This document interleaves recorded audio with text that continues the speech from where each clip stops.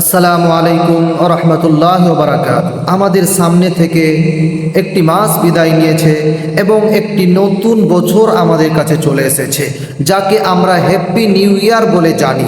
যেমন আমাদের ইংরেজিতে জানুয়ারি ফেব্রুয়ারি থেকে শুরু হয় এবং বাংলাতে বৈশাখ জ্যৈষ্ঠ শুরু হয়, সেইরূপ আরবি ভাষাও এমন আরবি মাস থেকে শুরু হচ্ছে, মুহাররম থেকে শুরু হয়েছে এবং আজকে হচ্ছে আমাদের কাছে পহেলা মুহাররম, অর্থাৎ মুহাররম মাসের প্রথম তারিখ আমাদের সামনে চলে এসেছে এবং হিজরি মোতাবিক 1447 হিজরি আমাদের সামনে শুরু হয়ে গেছে।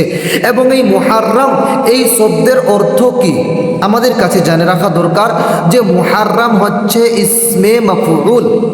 মুহাররম ইসমে মাফউল বাবে তাফঈল থেকে এসেছে, হাররামা ইউহাররিমু তাহরিমান ফাহুয়া মুহাররামুন।